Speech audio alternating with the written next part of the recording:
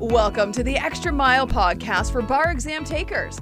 There are no traffic jams along the extra mile when you're studying for your bar exam. And now your hosts, Jackson Mumey and Megan Saya from Celebration Bar Review. Welcome. I thought I would do something a little bit different for the next few video lessons and podcasts.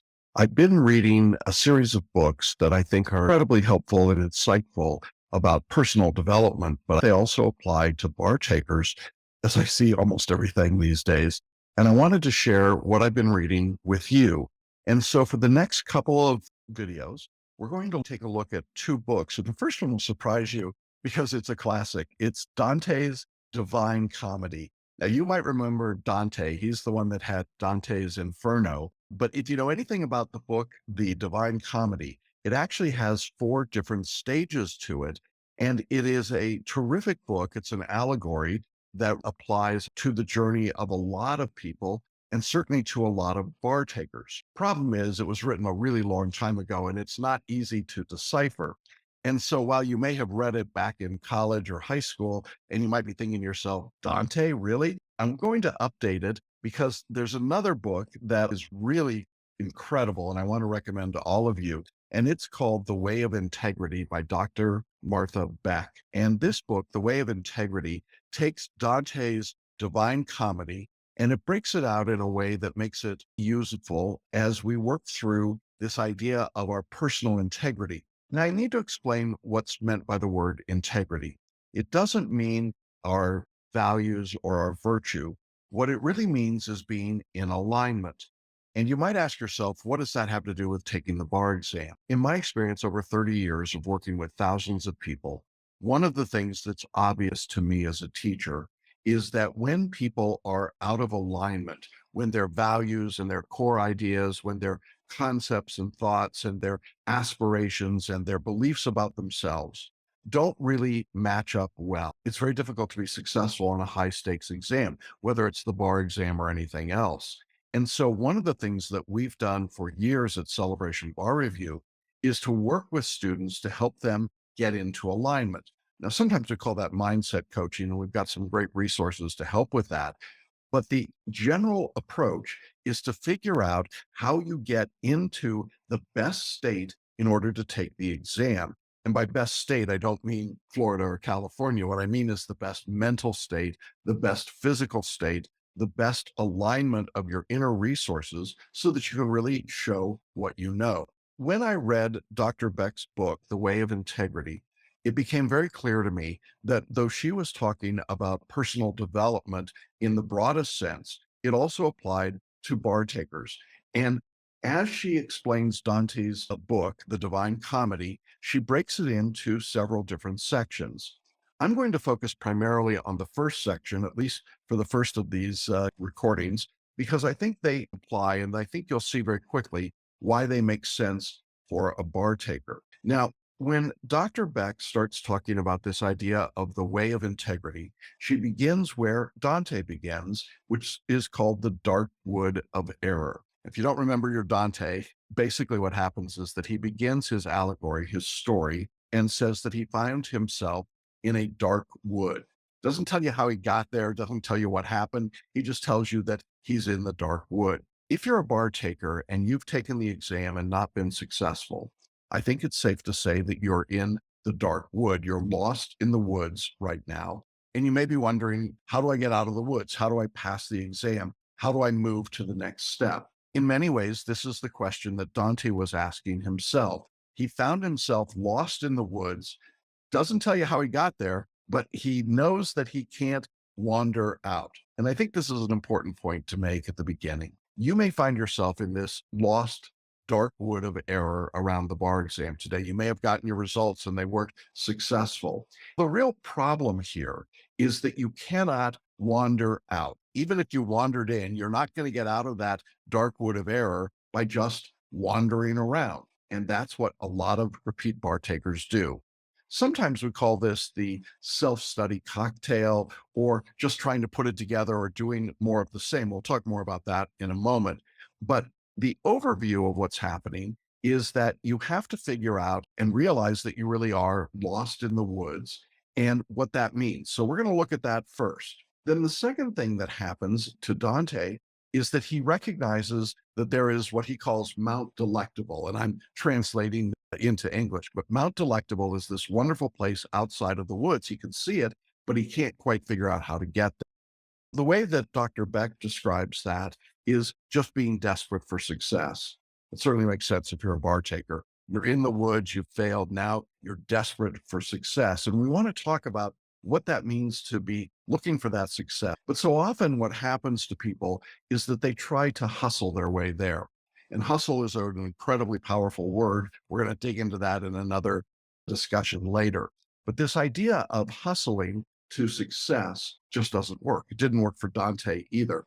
And as hard as he tried to climb up the mountain, just didn't work for him. And so we want to talk about why that's a problem. Then the third thing that happens to Dante is that he meets a teacher. Now, the teacher for Dante was in his own mind, it was his favorite philosopher, Virgil.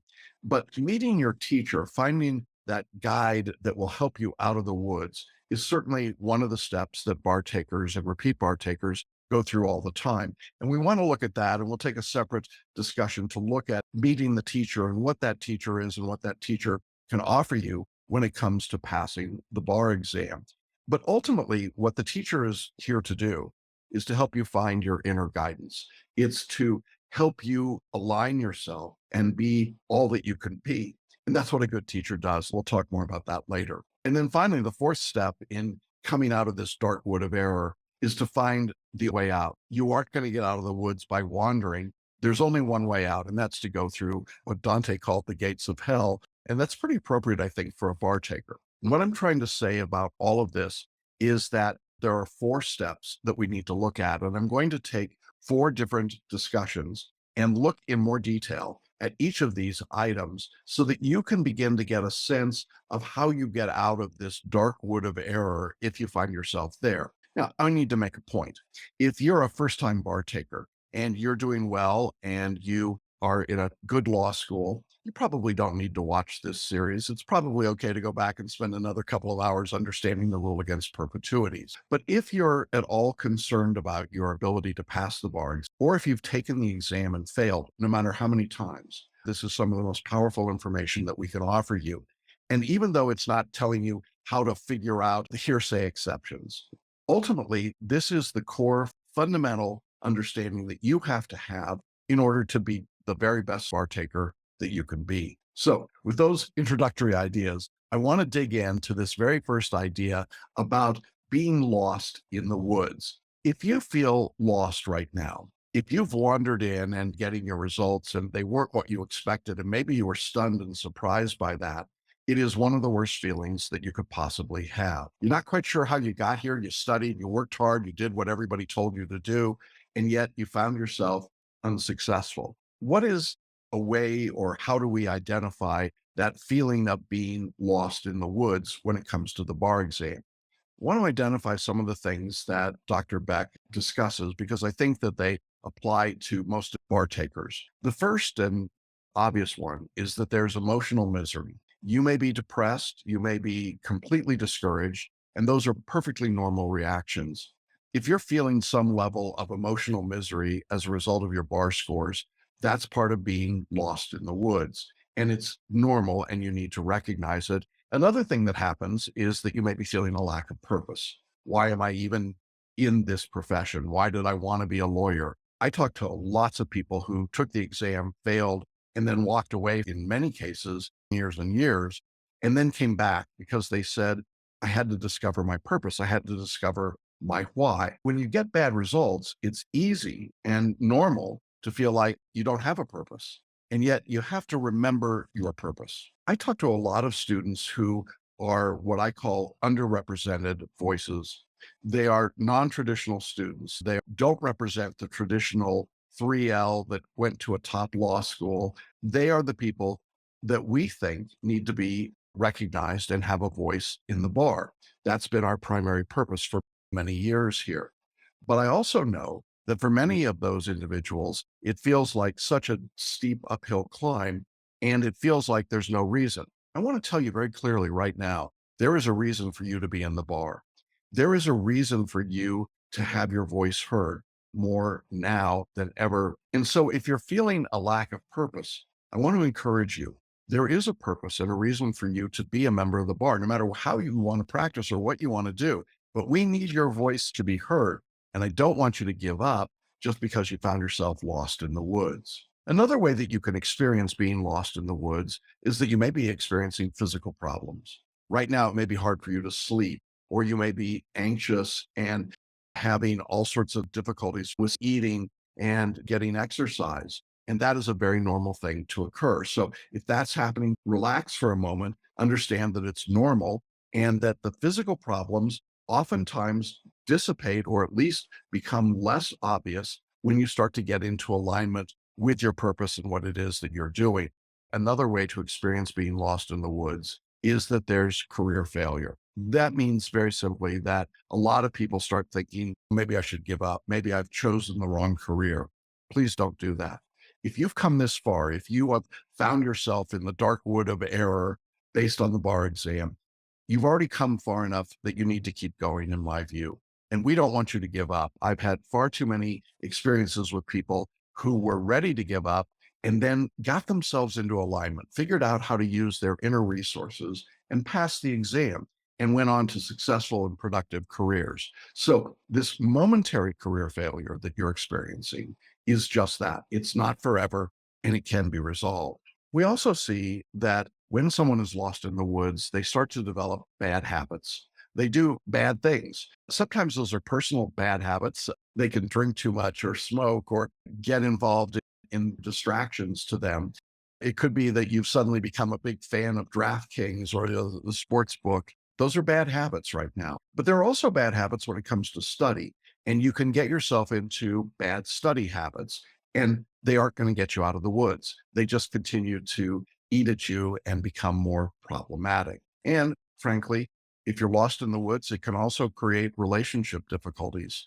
It can be hard for the people around you. Remember, they're taking the bar exam with you, even though they don't get to sit for the exam. They're going through all of the same experiences that you're going through, and they're feeling for you.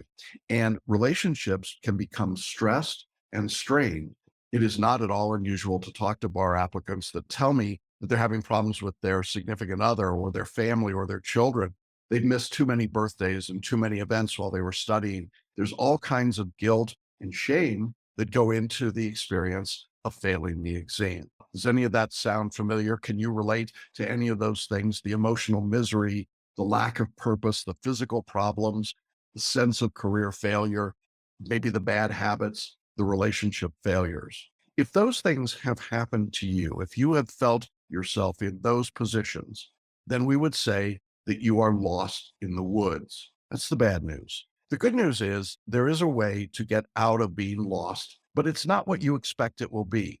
And that's what Dante experienced as well, as he was lost in the woods and feeling the very worst and lowest that he could feel.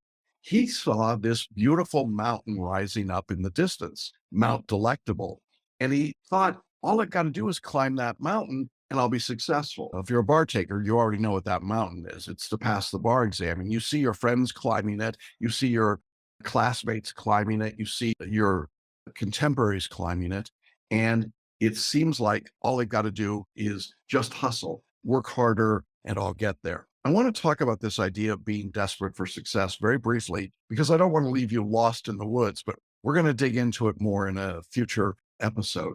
This idea of being desperate for success is what occurs when your goals and your motivation simply don't harmonize with your deeper truths. And what I mean by that is that when the way that you are approaching the bar exam, your approach to study and to taking the test, when those things don't harmonize with the deeper truth within you of what you know and who you are, then it is really tough to be successful. And part of this problem is that we are all creatures of social comparison. We compare ourselves to other people that have taken the exam. We compare ourselves to people that are already members of the bar, and we are distracted by that culture. And so what happens is we start to compare ourselves, and in the comparison, we become even further lost in the woods. It becomes worse and worse. Beck calls it the cultural hustle. We start to hustle. We start to work harder, to do more, maybe study more hours or memorize more law or dig in deeper. And in that process of doing the hustle, what occurs is that we begin to lose our joy. One of the fun things about teaching law is that when you talk to a 1L in their first semester, and maybe you remember this for yourself, you were so excited. You wanted to tell everybody about every case you had just briefed and all those exciting cases and torts and contracts and property. You had a joy about being in the law, but now it doesn't seem very joyful, does it? You've lost your joy in the midst of your hustle. What you've done is to go against your true nature to learn and grow and serve, and instead you're serving culture. It didn't work for Dante, doesn't work for most people. And when we become desperate for success, when we are trying to climb our own Mount Delectable based on our work harder ethic, we just simply can't be successful. All right, I'm going to stop here for today.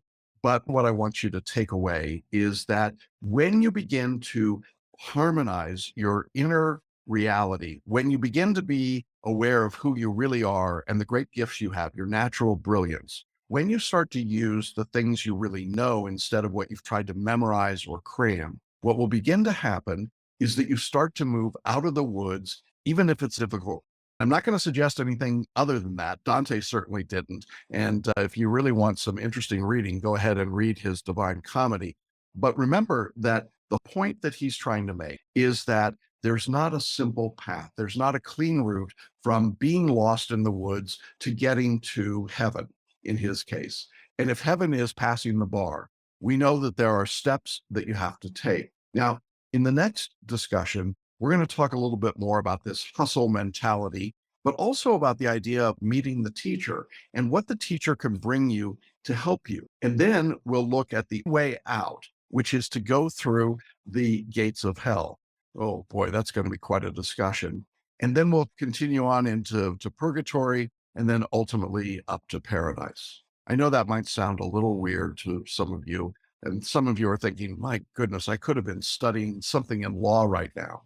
But I want to assure you, if you can get this part of the process, if you can align who you are with what you do, it will make all the difference in the world. We've learned that over the years with thousands of students, and I hope that we can share some of that wisdom with you over these next few recordings. So stick around. We'll come back next time to talk about how you get out of being in the dark wood of error.